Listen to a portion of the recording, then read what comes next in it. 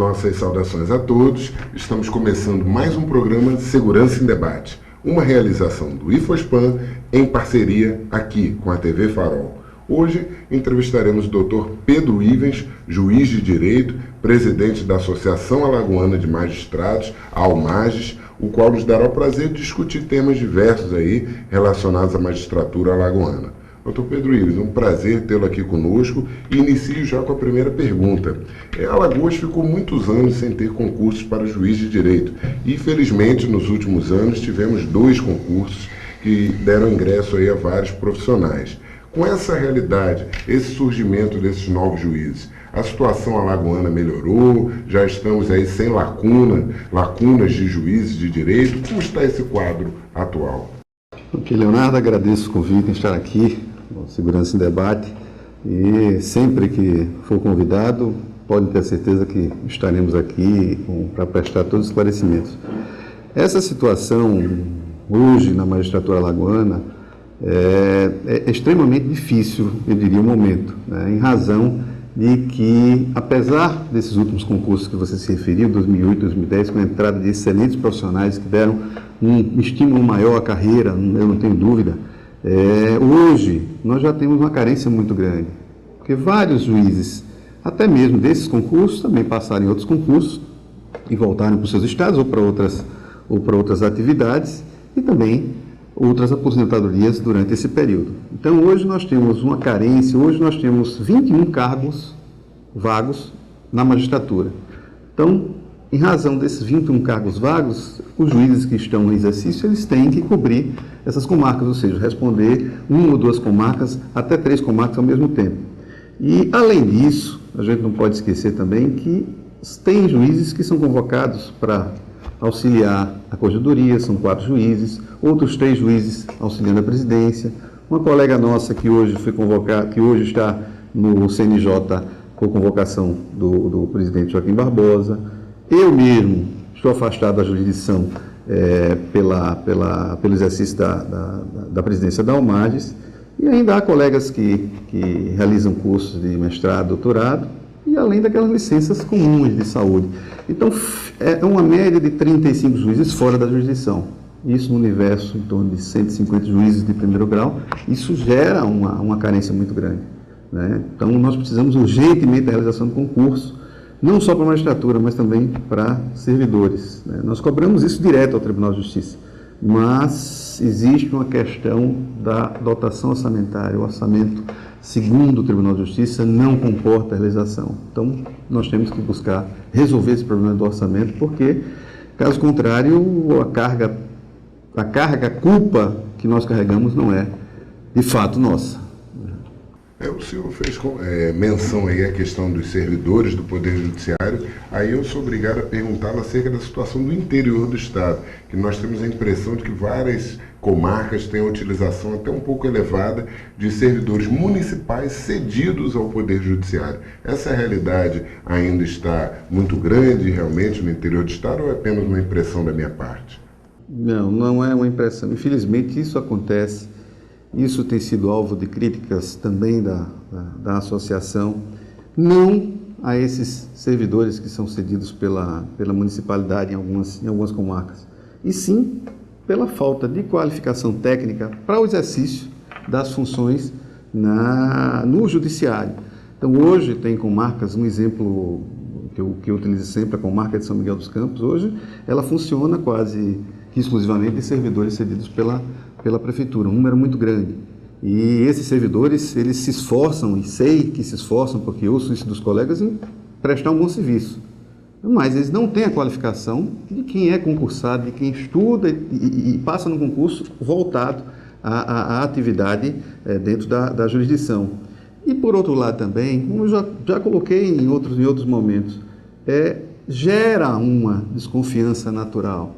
Gera, não por esses servidores, repito, esses servidores prestam um bom serviço e atuam e até vestem a camisa do judiciário, mas é porque a sociedade, principalmente em ano eleitoral, não aceita e não entende um fórum, isso de forma genérica, até porque os cartórios eleitorais eles são preenchidos por servidores de carreira, mas a justiça é uma só, então isso gera uma certa dificuldade também. Ok, Felipe. Olá, Leonardo. Agradecendo ao doutor Pedro pela sua presença aqui nesse programa. E nós já vimos aqui que o Judiciário, em relação pelo menos a outras instituições, passou por uma melhora em relação a instituições policiais ou outras instituições. É claro que já ficou aqui relatado alguns problemas, essa questão do efetivo, que é um dos problemas do Judiciário. O Judiciário está em todo o país, tem estados que têm seus problemas peculiares, tipo Amazonas e Pará, que eu tomei conhecimento que ainda hoje, em 2013, há juízes que passam 3 dias viajando para chegar para prestar o serviço jurisdicional, passeando naqueles barcos, pegam um hidroavião e fazem aquele serviço de prestar o direito mesmo nessas regiões longínquas. Aqui em Alagoas, além do efetivo, quais são os 3 principais problemas que o Judiciário enfrenta? A carência de servidor é o problema que mais aflige a magistratura. Isso desmotiva tanto o magistrado, que se sente sobrecarregado, apesar de que se peça que se tenha criatividade no exercício, mas eu digo sempre, a criatividade há.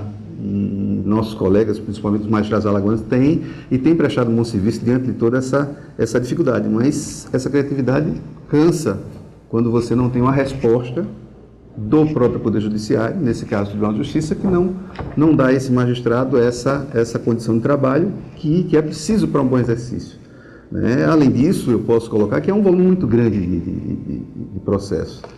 Há juízes que têm uma sobrecarga de processos, um número muito alto, 4, 5 mil processos, para um único juiz, que detém apenas um assessor para lhe auxiliar. E essa resposta, que mais exigida do magistrado, fica em dificuldade. Eu digo sempre aqui na capital, e às vezes a sociedade, a população não tem conhecimento, e é claro que cada processo é o seu processo SLIP é o mais importante. As pessoas não estão preocupadas com os outros, mas sim com o seu caso, que é o caso mais importante. É natural que você tenha, principalmente em áreas como saúde, que você tenha aquilo como uma coisa urgente. E não se pensa que não é só essa pessoa que necessita de um resultado rápido. Esse magistrado tem pelo menos uma vara que tem 4 mil processos, vamos dizer, pelo menos 8 mil pessoas ali, contando que sejam 2 partes, sempre em busca do resultado. E esse resultado não sai contente, porque hoje praticamente se atua nas urgências e o mérito às vezes demora, termina passando anos e anos. Essa é uma das grandes dificuldades também, que é o volume de trabalho que hoje assola realmente o exercício da magistratura. Dentre outras questões que surgem, como também a segurança. A segurança, hoje, o magistrado se sente inseguro. Se sente seguro porque, eu dou o exemplo mais recente, em nível nacional, foi o assassinato de uma colega no Mato Grosso do Sul. Me parece que, apesar de ter sido um crime passional, e foi o ex-marido que tinha acesso livre ao fórum, mas aquilo fica a situação de que uma pessoa ingressou armado dentro de um prédio público, dentro de um fórum. Quer dizer, o magistrado que está sempre julgando, naturalmente, existe sempre uma parte insatisfeita. O julgamento favorece a uma parte, favorece a outra, ou seja, e além do mais, os juízes criminais, esses que estão sempre numa situação de risco até. Por quê? Sempre condenando. E digo a vocês, eu fui juiz criminal durante 5 anos em Rio Largo e condenei muitas pessoas. Talvez o condenado saiba quem eu sou. Eu não lembro, eu não tenho não gravo de tantas pessoas. E existe essa questão. Pelo menos dentro do fórum, no seu ambiente de trabalho, o juiz deve ter tranquilidade no exercício da função. E isso não tem acontecido quase que em todo o país. E aqui em Alagoas, nós realmente não nos sentimos seguros, nem dentro dos nossos fóruns. Dura realidade a ser mudada. Agora, outro tema muito importante nesse momento, doutor Pedro, é a questão da proposta de emenda constitucional, a PEC 33 de 2011, aprovada recentemente pela Comissão de Constituição e Justiça da Câmara dos Deputados, que dá o poder do Poder Legislativo vetar decisões, derrubar decisões tomadas pelo Supremo Tribunal Federal acerca de emendas constitucionais. Qual a posição da Almagres acerca desse projeto? A posição da UMAGES, não só da UMAGES, mas da Magistratura Nacional, é totalmente contrária a essa medida que me parece até sintomática pelo Congresso Nacional. Não existe a menor razão, o menor sentido, né, de querer se limitar às decisões do Supremo Tribunal, que é o guardião da Constituição. Como eu digo, sintomático, porque diante de algumas decisões do Poder Judiciário que infelizmente, atinge a classe política e que a gente torce para que isso não volte a acontecer, desde que haja todos comprometidos com a seriedade, com o interesse público, isso não haveria de ocorrer. Mas ocorreu e automaticamente vêm essas medidas ou essas emendas, esses pensamentos que fragilizam a democracia. Eu não tenho dúvida nenhuma que isso agride a sociedade deve reagir, como está reagindo, e a Magistratura Nacional é completamente contra e já se posicionou nesse sentido. O próprio Supremo já deu declarações nesse sentido. Eu acredito que essa emenda não vingue. Até porque um ataque claro à separação dos poderes, à independência dos poderes. Sem dúvida, sem dúvida. Uma outra, desculpe, Felipe, rapidamente, uma outra questão, já que falamos da PEC 33 de 2011, vou pegar o embalo para perguntar da PEC 33 de 2012, que é da redução da maioridade penal de 18 para 16 anos no caso de crimes hediondos. A UMAGES, como um todo, tem uma posição sobre isso, ou o senhor especificamente se posicionaria? Não, a UMAGES não tem nenhuma posição, eu não posso falar pela classe nessa questão, mas o meu pensamento pessoal é de que deve haver uma discussão ainda muito ampla sobre esse assunto. Eu acho que há argumentos de todos os sentidos, né, de que um menor de 16 anos já tem consciência plena do que faz. Há também estudos médicos, científicos, de que o adolescente ali também está em construção e não tem a maturidade suficiente até para responder. Eu acho que isso passa por outras questões que diminuir a menoridade não vai, ao meu sentir, não é a solução do problema da criminalidade. Acho que a solução desse problema de criminalidade passa pela educação, passa por outros fatores que o Estado deve se debruçar, e não simplesmente uma coisa aparentemente prática e que resolveria. Não, eu acho que isso talvez agravasse, não resolvesse a situação da criminalidade. Vossa Excelência falou um pouquinho sobre a questão de segurança dos magistrados. Tem dois institutos que são muito discutidos, tem posicionamento contra esses institutos. Um é a videoconferência, geralmente advogados se posicionam contra, dizendo que perde aquele feeling do contato pessoal com o seu cliente. Do aspecto prático é muito bom para a questão policial, porque diminui gasto com escolta, aquele risco, toda aquela mobilização do trânsito de segurança. É uma fortuna também para transferir presos tipo Fernandinho Beiramar, com gasto com helicóptero, tudo.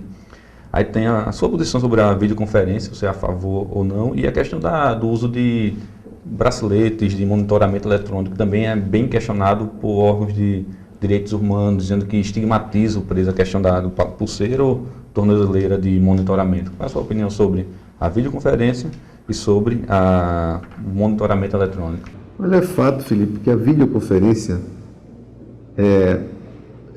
por sua natureza, ela afasta um pouco essa sensibilidade que, num interrogatório face a face, juiz, réu, traz alguns elementos de convicção juiz, até pela sensação nas respostas, quando é face a face. Mas pelo ritmo da tecnologia, pelo ritmo e pela exigência de um resultado rápido, a gente não tem dúvida que essas são soluções que têm que ser adotadas. Não há como fugir desse avanço tecnológico, porque senão não haverá. Da mesma forma que você me perguntou a questão da videoconferência, você colocou uma série de dificuldades com gastos públicos, transferência, dificuldade, e é isso que está tentando se evitar. E isso a meu ver, não fere o princípio da ampla defesa, porque mesmo o réu à distância, ele vai estar assistido. Existe um registro, tanto do advogado do réu, como também no local que ele está e que o juiz está ouvindo. Então, o que tem que se atentar é para preservar essas garantias, né? A ampla defesa, o contraditório e essa segurança. Mas fugir dessa tecnologia não há mais como fugir. A questão do uso dos braceletes também é outra situação, que são as saídas que se encontram até para desafogar o sistema penitenciário. E nós sabemos que o nosso sistema penitenciário está falido, né, sobrecarregado, com péssimas instalações. E a fórmula aqui no estado de Alagoas, nós temos um presídio de regime semiaberto, ou seja, ou é fechado ou é aberto. Então, na medida que...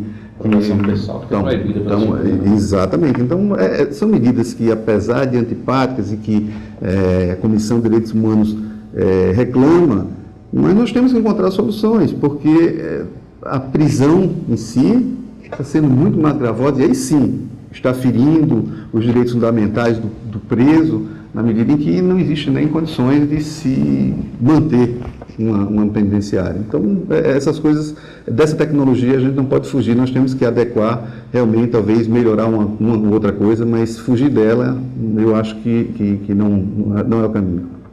Ok, doutor Pedro. O tempo desse bloco encerrou, mas voltamos já para muito mais conversa aqui com o doutor Pedro Ivens. Não saia daí.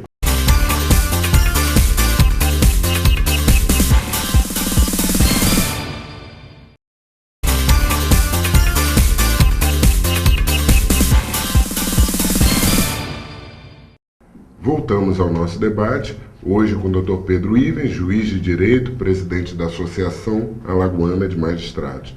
Doutor Pedro, os seus representados, os juízes de direito, em sua grande maioria estão lá na primeira instância, né, praticamente a totalidade. E qual a sua visão, já que vemos em nosso país, que a impressão pelo menos, é que as decisões do juiz de primeira instância, que é aquele que efetivamente tem mais conhecimento do processo, parecem não ser cumpridas com a devida celeridade, já que os advogados conseguem, através de recursos, levar para a última instância. Isso não diminui o trabalho do juiz de primeira instância, que é importantíssimo para a jurisdição em última instância? Leonardo, tem que haver, realmente, existe um movimento e esperamos que essa reforma do Código de Processo que está por vir, realmente ela reduza o número de recursos. Porque, como você falou, é o juiz de primeiro grau, aquele que está na ponta, é aquele que está frente a frente com a sociedade, no interior, na capital, tratando de assuntos dos mais diversos, na justiça comum, que está mais próximo da comunidade, com problemas de relacionamento, de casamentos, divórcios, adoção, são esses problemas de saúde que é o magistrado de primeiro grau que atende às urgências, né, que estão sempre nos chegando. Então, isso tem que ser priorizado, isso tem que ser dada a importância devida. Essas decisões de primeiro grau, elas têm que ter uma efetividade maior. E, de fato, em várias situações se consegue levar não só para o Tribunal de Justiça, mas matérias para o STJ, até matérias que não são e que se dá um caráter constitucional a questões menores, assoberbando até o Supremo Tribunal Federal. Então, de fato, o primeiro grau merece e deve ser prestigiado porque a sociedade vai ser atendida de forma efetiva. Isso é uma das coisas mais importantes que nós sempre buscamos, a efetividade das decisões judiciais, principalmente as de primeiro grau. Hoje em dia parece que está havendo como eu estava falando, um pouquinho maior ativismo do judiciário. Vemos aí o judiciário dando algum efeito às suas decisões para que o legislativo cumpra o seu papel. Estamos aí no caso da súmula do nepotismo, da proibição do nepotismo. Agora vemos também, por outro lado, parece que o Poder Legislativo está se sentindo um pouco acuado. Antigamente, qualquer coisa que um administrador cumpria era mérito administrativo e o Judiciário quase nunca se imiscuía. Hoje tem até o Celso Antônio Ribeiro que diz que, no caso, mesmo sendo uma adição de mérito administrativo, mas se for revestida de descalabro, por conta dessa desproporcionalidade, o princípio do interesse público, o Judiciário também está se imiscuindo e regulando algumas decisões que, nesse caso, de descalabro administrativo. E o Legislativo não está ficando parado. Está havendo aí uma tentativa, como foi essa PEC 33 de 2011, falada pelo Leonardo. Também em outros países, a presidente da Argentina criou um órgão político para regular também as decisões ou o poder judiciário. O que você acha dessa tendência de desvalorização do judiciário nesses últimos dias? Isso tem sido motivo de grande preocupação para a magistratura nacional. Essa quase que uma onda de desvalorização do judiciário. É preciso que se fique muito atento, né? A magistratura vai reagir como deve reagir, em prol não da magistratura, mas sim da sociedade. Deixa claro que quando nós reagimos a situações como essa, nós estamos defendendo a democracia. A valorização do judiciário deve ser defendida até pela própria sociedade, que é a destinatária do serviço judiciário. Então, eu tenho plena convicção de que o judiciário é um poder garantidor da democracia. E como você fala, essa questão do ativismo, em razão da omissão legislativa, ao judiciário, o judiciário tem que se manifestar quando provocado. E o judiciário tem sido procurado, tem sido cobrado em todas as instâncias. E tem que dar um resultado. E o resultado judiciário, seja pelo Supremo, seja pelo Tribunal Superior, seja pela Justiça Comum, primeiro, segundo grau, ela tem sempre, no mínimo, ela está dotada de uma fundamentação constitucional. Então, talvez na ausência da atuação de outras instituições, o judiciário, quando provocado, ele tem que tomar a atitude dentro da legislação, principalmente da Constituição. E isso, em alguns casos, como você bem falou, Felipe, atinge a outros poderes, e esses poderes, de uma forma, eu diria, irrazoável, começam a se pensar situações que, para atingir o judiciário, e fragilizar de forma grave a democracia. O exemplo da Argentina é um exemplo a não ser seguido. Eu preciso que a gente fique muito atento. Acho que o Brasil tem uma democracia que já amadurecida, que ainda pode ser muito aperfeiçoada, mas ela deve ser seguida. Então, o exemplo da Argentina é o exemplo do que não se deve ser seguido. Doutor Pedro, o que o senhor considera acerca da atuação do Conselho Nacional de Justiça? Ele tem contribuído para uma melhoria, até mesmo uma maior transparência do Poder Judiciário brasileiro? Sem dúvida, Leonardo. Engraçado, eu faço questão até de colocar isso. Num primeiro momento, eu fiz parte da direção da UMAJ no momento anterior, quando das discussões acerca da criação do CNJ, e até na Associação dos Magistrados Brasileiros houve uma reação da magistratura contrária à criação do órgão. Mas o órgão foi confirmado, a sua criação constitucional, e nós, hoje, até os que foram contra naquele momento, nós entendemos da necessidade até da criação do CNJ como órgão de controle administrativo e financeiro do Poder Judiciário Nacional. E o CNJ tem feito um bom trabalho, mas também tem tido algumas atitudes que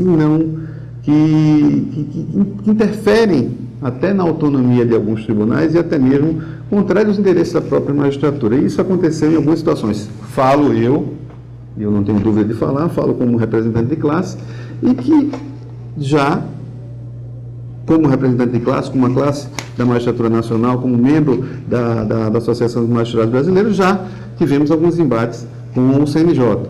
Mas aqui fica claro que houve um avanço na magistratura, houve um avanço. Nós estamos vendo a transformação da magistratura do juiz, não só como magistrado que tem aquela cultura de só falar nos autos e só se atentar aos autos. Hoje o magistrado foi elegido à condição de gestor, não só de julgador.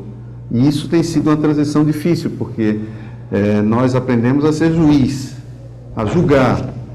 E isso nós não temos nem tido, na verdade, condições plenas disso, diante do que eu tratei, que é da carência de servidores, da falta de estrutura de trabalho. Então, você ainda se transformar em gestor daquilo que não está sendo bom, e ter que dar resposta que é cobrada, com dezenas e dezenas de metas que o CNJ nos impõe a cada ano, esse tem sido o problema do CNJ. O CNJ tem imposto à Magistratura Nacional metas e, às vezes, não percebe que há situações, características, né, diferentes em cada estado.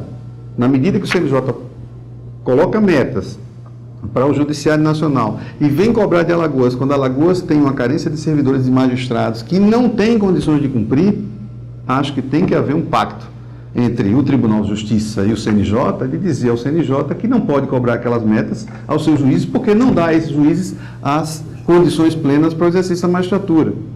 E isso, todos os dias, os juízes recebem cobranças, são ofícios cobrando metas e metas e metas e metas, às vezes com ameaça até de abertura de procedimento administrativo. Como abrir um procedimento administrativo contra um colega por não cumprir uma determinada meta, se ele não tem, porque não é só a meta. Nós falamos em metas da realização de júri, metas como está sendo manchete nos jornais, uma comissão de julgamento dos casos de improbidade administrativa, mas o juiz não tem só metas, o juiz tem o divórcio, tem a separação, tem uma adoção para cuidar, tem um crime comum, né? Que seja de bagatela, mas é um crime que ele tem que julgar. Ele tem várias situações que ele se depara no dia a dia e que, se essas metas com essas cobranças, torna difícil o exercício da magistratura. Eu, inclusive, se eu posso interromper vocês antes da pergunta, existe um dado que eu acho extremamente importante, que foi publicizado pelo CNJ recentemente, num evento que eu participei, de que nesses últimos 5 anos, 83 juízes pediram demissão dos seus cargos. 200 juízes se aposentaram precocemente, ou seja, não esperaram a expulsória, como diz a história, 70 anos, para deixar a magistratura. E outros 100 aprovados em concurso para a magistratura, tanto federal como trabalhista, como estadual, não chegaram nem a assumir. E isso é reflexo dessa desvalorização, da falta de atrativos que a carreira da magistratura, a carreira da magistratura tem perdido. E aí eles buscam outras carreiras que não têm essa mesma carga de cobrança que hoje a magistratura tem. A responsabilidade é muito grande. Agora uma pergunta sobre quinto constitucional. Um instituto já consolidado, antigo, mas geralmente os magistrados de carreira se posicionam contra esse instituto. A ideia é que dê uma misturada, seja um órgão mais heterogêneo. E nós vemos aí que, na prática, essa vaga destinada ao quinto constitucional, às vezes se reveste de um caráter de nomeação que não é muito ligado ao notório saber jurídico, é mais ligado a uma questão política. Temos, sim, grandes doutrinadores, que são grandes magistrados que foram oriundos do quinto constitucional, mas temos casos polêmicos, inclusive na Suprema Corte, que gerou uma repercussão muito negativa para esse instituto. Sua opinião, de Vossa Excelência, pessoal, sobre o quinto constitucional? Veja, na questão do quinto, é uma matéria que vem sendo discutida há muito tempo. Em termos associativos, eu digo em termos associativos, tanto da ANB como da maioria, ou praticamente 100% das associações, há uma tendência de apoiar a extinção do quinto constitucional. Isso por conta, inclusive, do que você falou, de prestigiar os juízes de carreira. Não quero dizer aqui que os membros, principalmente eu falo agora dos membros do quinto constitucional, que exercem a função da desembargadoria no nosso tribunal, eles cumprem o papel de magistrados, e o são na medida em que assumem aquele cargo. A história do quinto constitucional vem desde o século passado. A ideia foi do quinto para se oxigenar, para se trazer, para abrir um pouquinho, vamos dizer, os tribunais que, devido a uma cultura talvez tradicional, fossem engessados com um pensamento, e que a entrada de profissionais de outra área, do Ministério Público, da advocacia, traria novas ideias e oxigenaria o Poder Judiciário. Hoje, nos tribunais, aí eu falo dos tribunais, hoje nos tribunais, talvez essa ideia que deu origem à criação do quinto, talvez ela tenha sido, eu entendo assim, que tenha sido fragilizada hoje, por exemplo, com a criação do Conselho Nacional de Justiça, que é um órgão do Poder Judiciário, com a composição mista de magistrados, advogados, cidadãos de notório saber, membros do Ministério Público. Ou seja, o CNJ tem hoje é a oxigenação maior que houve no Poder Judiciário Nacional. Então, perde um pouco a razão de ser do quinto constitucional. Mas isso é uma matéria que vem sendo e vai ser amplamente discutida ainda em nível de Congresso Nacional, até chegar a uma solução. O que acontece, que eu faço uma crítica, e é uma crítica que isso é da magistratura nacional, por exemplo, é a composição dos tribunais superiores, STJ. Na medida em que um advogado, um promotor, ele ingressa no Tribunal de Justiça ou nos TRFs na condição pelo quinto constitucional, à medida em que eles se tornam desembargadores, eles concorrem para esses tribunais superiores como membros de carreira. Ou seja, a composição se torna muito menor de juiz de carreira. Então, o correto nessa situação, no mínimo, é, mesmo sendo desembargador, guardar a origem dele para efeito, inclusive, de eventual concorrência num tribunal superior. Essa é uma situação. Quanto ao Supremo, Felipe, a questão é um tribunal político. Há algumas PECs, de mudança para a nomeação dos ministros supremos. Há uma, inclusive, que retira parte da indicação da presidência da República.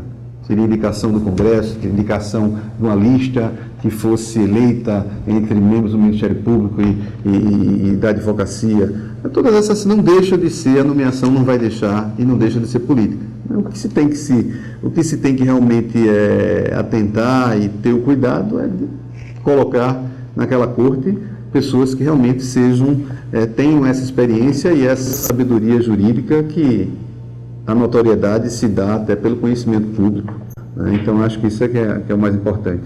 É muito interessante sua colocação, inclusive, sobre os membros dos tribunais, através do quinto, que já demonstraram, de alguma forma, um certo poder de articulação política para chegar ali. E levariam vantagens em relação ao magistrado de carreira numa disputa posterior, né? Bom de ser observado, mas sabemos que as resistências são grandes.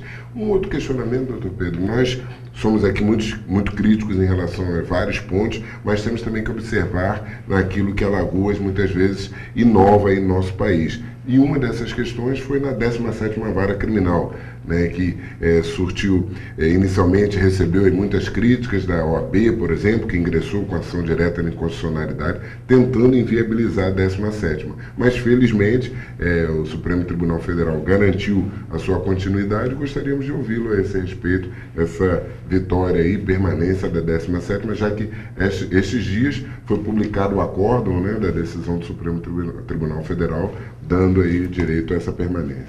Bem, Leonardo, a 17ª Vara, a confirmação da 17ª Vara pelo Supremo Tribunal Federal foi uma vitória para Alagoas. Eu estive em Brasília, obviamente, acompanhando todo aquele julgamento. E fico feliz porque a criação da 17ª Vara pelo Tribunal de Justiça de Alagoas foi reconhecida, até pelo próprio CNJ, como algo a ser seguido, né? Claro que tudo que é novo precisa ser aperfeiçoado. E nós estamos aperfeiçoando, o Supremo Tribunal ratificando a existência e a permanência da 17ª Vara, ele estabeleceu alguns critérios para uma maior segurança na atuação desses juízes. Mas as respostas que estão sendo dadas pela 17ª Vara têm sido aplaudidas pela sociedade. Por quê? Porque tem atingido o objetivo dela, que é promover justiça, atacando essas questões sempre fundamentadamente as questões relativas à 17ª Vara, de sua competência, como a criminalidade organizada. Então, eu não tenho dúvida de que foi uma vitória para Alagoas, uma vitória até, diria, para o país, porque vai servir de exemplo e certamente outros estados seguirão com esse mesmo modelo de vara com uma composição de vários juízes. Certo. Doutor Pedro, vamos chegando aqui ao final de mais um bloco, mas voltamos já para encerrar aqui no nosso terceiro bloco. Não saia daí.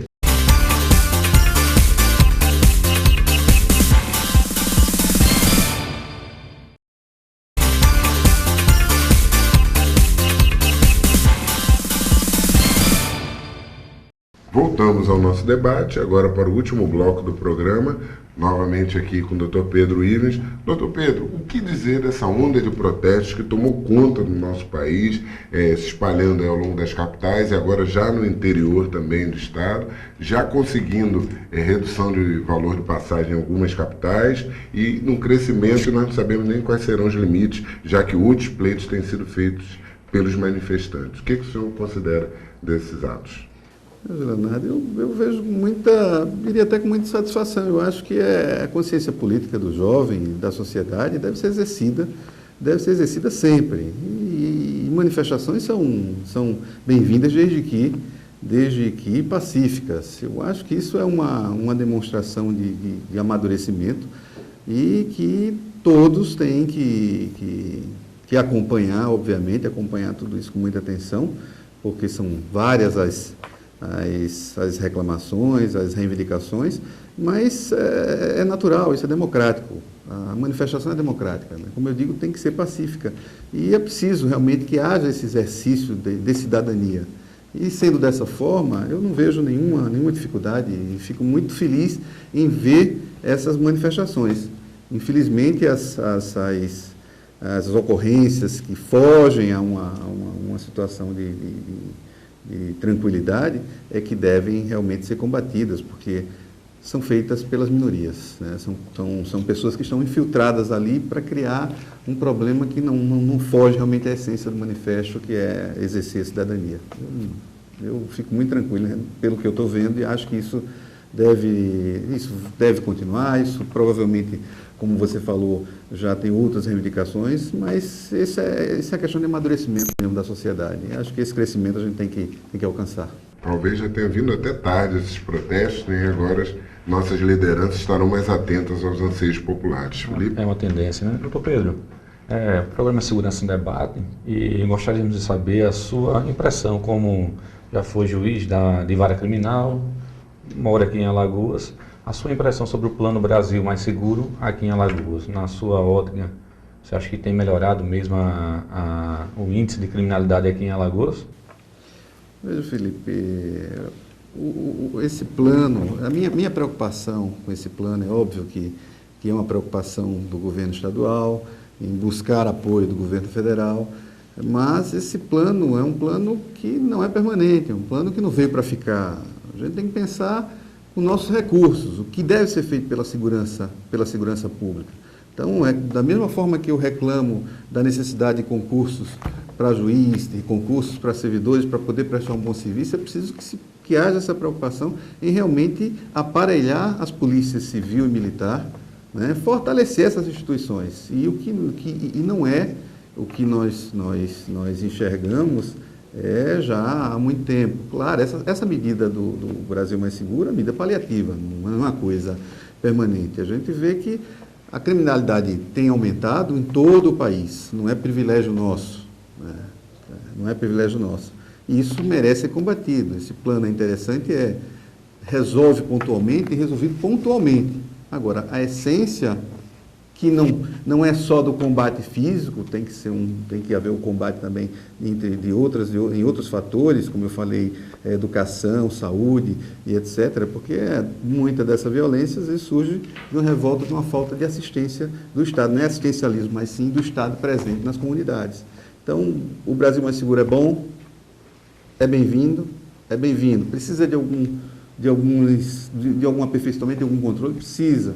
Às vezes, por outra, surgem algumas reclamações e algumas ações, mas são também pontuais, né? Mas a questão é muito mais ampla do que simplesmente o Plano Brasil Mais Seguro.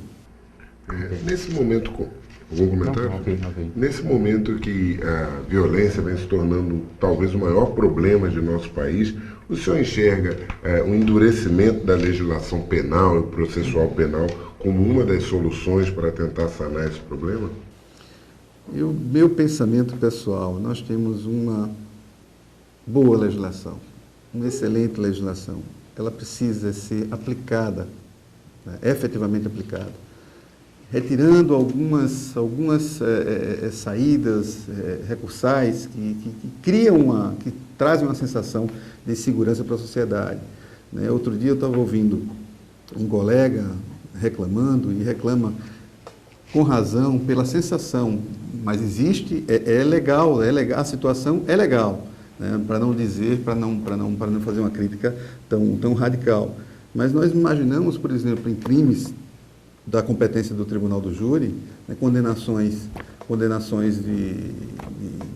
uma quantidade de anos altíssima, e o réu condenado perante a sociedade, perante o Tribunal do Júri, sai livre de um Tribunal do Júri. É legal? É legal. É constitucional, não estou, mas isso traz uma certa dificuldade no entendimento da sociedade. Poxa, o cidadão cometeu um crime, é condenado a 30 anos, ele sai pela porta da frente como qualquer cidadão. Mas assim, algum aperfeiçoamento há de se fazer, mas o endurecimento, o aumento de pena, isso não resolve, eu volto, não resolve o problema da criminalidade. Tem fatores muito maiores que podem diminuir a criminalidade, que não é aumento de pena nem redução da menoridade penal. Esse é o meu pensamento.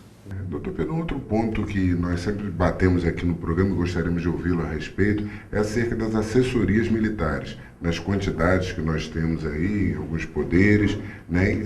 Qual a sua posição a respeito? Como o senhor vê a questão, de repente, de contratação de guardas privadas, o estabelecimento de alguns cargos, né, dentro dos poderes para pessoas responsávees para essa questão da segurança das unidades nos mais diversos poderes? A assessoria militar nos poderes, em todos os poderes, acho que é necessária, porque é institucional. A assessoria militar, eu falo, assessoria militar, Tribunal de Justiça, Assembleia Legislativa, Governo do Estado, claro que limitada a um número razoável, eu não tenho dúvida disso.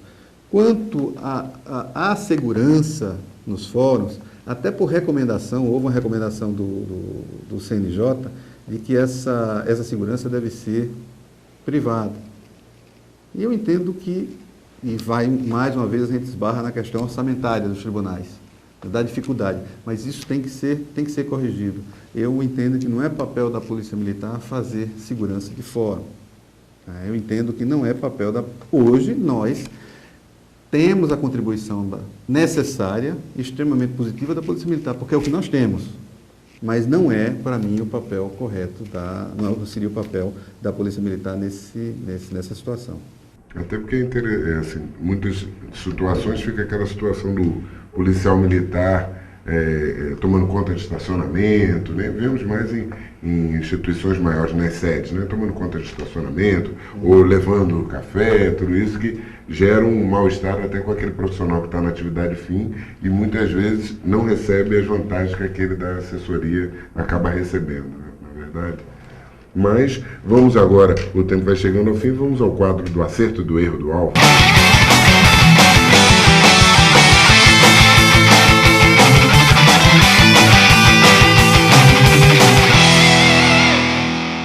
Meu acerto no alvo, na verdade, são dois. O primeiro acerto vai para o deputado federal pelo PDT do Distrito Federal, Antônio Regufe. Ele deu um exemplo de cidadania, ele cortou assessores, diminuiu seu próprio salário, rejeitou auxílio moradia, rejeitou passagens aéreas. E nesse ato simples, estima-se que ele economize no ano 12,4 milhões. Imagine se os nossos políticos ficassem comovidos por esse protesto e fizessem uma atitude semelhante ao do nobre deputado lá de Brasília, do Distrito Federal. E o segundo acerto vai para o governo do Estado, que abriu uma porta de negociação com a categoria de agentes penitenciários, recebeu lá no Palácio do Governo e está numa fase de negociação aí sobre reposição salarial e diversos meios de valorizar a categoria. E o erro do alvo vai para esses excessos que foram acontecidos nessas manifestações e também para o Ronaldo Fenômeno. Foi uma frase infeliz, ele até se justificou dizendo que foi fora do contexto, mas dizer que Copa se faz com estádios e não para hospitais, teríamos que dizê-lo que uma nação não se faz só com futebol, mas sim com saúde, educação e segurança de qualidade. Então, meu acerto, o alvo, eu dedico a esse despertar da sociedade, da juventude, em realizar essas manifestações, desde que pacífica, para a reivindicação de seus direitos, que são tão caros. E como erro do alvo, também nessas manifestações, esses atos de vandalismos que não levam, não trazem, pelo contrário, não trazem nada de positivo, pelo contrário, são atos criminosos e que refletem muito mal perante a sociedade. Vou aqui na mesma linha do Dr. Pedro, também dando meu acerto à onda de protestos. Já estava na hora do povo brasileiro sair daquela inércia e mostrar o seu pensamento, as suas cobranças, que certamente gerarão uma melhoria para o nosso país. E o erro dedicarei também aos atos de vandalismo e aqueles indivíduos criminosos infiltrados nas manifestações que têm se aproveitado para praticar os mais diversos atos aí infracionais. Isso não pode ser admitido, até para não macular o que vem ocorrendo aí, que vai ficar para a história do nosso país. Posto isso, doutor Pedro, gostaria de ouvi-lo aí em suas considerações finais acerca de sua participação aqui no nosso programa. Bem, Leonardo, Felipe, eu só tenho a agradecer o convite que vocês fizeram. Fico muito feliz com a fórmula do programa de vocês. Nos deixa muita vontade para discutir todos esses temas que são de interesse da magistratura e da sociedade também, por que não dizer, e me colocar sempre à disposição, tanto pela entidade de classe, como pelo cidadão, para que a gente possa se encontrar em outros momentos e bater esse papo aqui tão saudável e tão produtivo. Eu agradeço mais uma vez o convite de vocês. Nós agradecemos a atenção e a honra aí de comparecer aqui ao nosso programa. Felipe, algum agradecimento? Agradecer ao pessoal da Estácio, o pessoal lá do Nível Racado, que sempre atende muito bem. Inclusive hoje tem um rodízio lá, muito bom de comida japonesa, geralmente frequentamos lá. Agradecer também a um optometra, a Josué, lá da clínica Dr. Fernando Medeiros, o próprio Dr. Fernando Medeiros, e a todos que assistem o programa. Eu gostaria de agradecer a jornalista Dulce Melo, sempre nos acompanhando e ajudando aqui no programa, ao telespectador assíduo, o senhor Zé Gomes, que já afirma que é o nosso telespectador antigo, um grande abraço, e ao Heidelberg Lira também, que não perde um programa. Muito obrigado a todos vocês e voltamos no próximo programa Segurança em Debate.